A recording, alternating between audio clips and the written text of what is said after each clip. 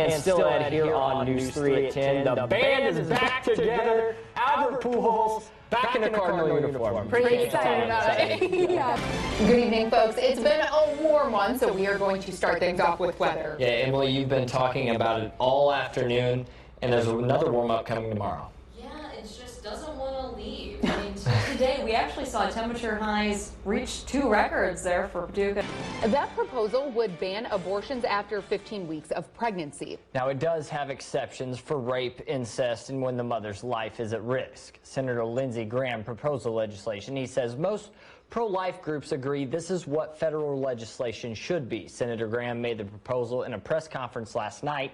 He says 15 weeks is when a fetus can start to feel pain. And he says his proposal is in line with bans most of the world has. Northeastern University reopened today after an employee reported being injured by an exploding package. Officials are now trying to figure out whether or not it was a hoax. So far, Boston police and FBI bomb techs haven't found any evidence of explosives. They also didn't find an ignition system capable of causing that type of explosion. That's despite a 45-year-old male employee telling investigators that when he opened the package, it depressurized. Well, get ready to fly into the danger zone. A new trailer for Top Gun Maverick is out, and if you can't tell, I'm excited. It gives us a bit of an insight into Val Kilmer's role. Iceman, this time around, is an admiral. The original 1986 film ended with Iceman and Tom Cruise's character Maverick ribbing each other about who would be each other's wingman. Also, some shots of the characters holding a football on a beach might be a tease that the film will have an updated version of the original famous volleyball scene. The movie is in theaters on May 27th.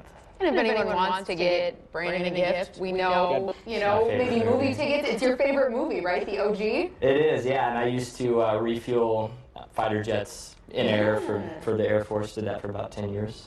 So it's right up my alley. I'll be in the theater May 27th. Yeah, May 27th. We know where to find you. Yep, 100%.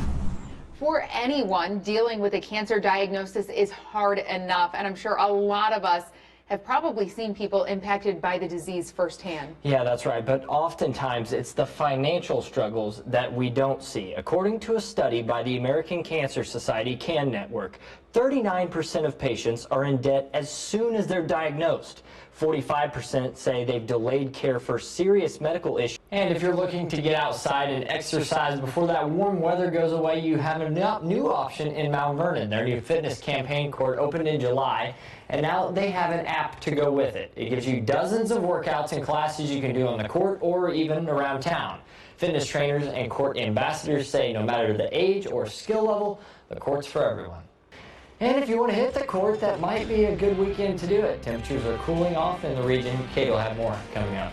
Rotated out to keep those movies fresh, and it's free. Yeah, this story makes me happy. Yeah. There's one Blockbuster still in business. The one in Minnesota. The one and and it's like a little travel size, right? Yeah. Blockbuster. Yeah. It was always fun. Joining us. Have a good night.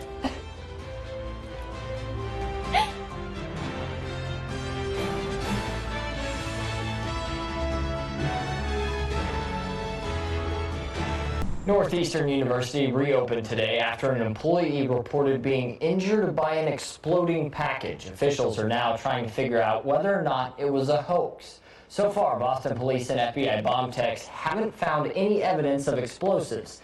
They also didn't find an ignition system capable of causing that type of explosion. Over Carbondale. Wow, look at that picture. Yeah, it's gorgeous, and we all got to take a walk. We did. It's pretty nice out right now. It is. It is really nice. It's a little bit chilly, I suppose. You probably... In August of 2020, Jamon Allison Sr. was shot and killed outside his house.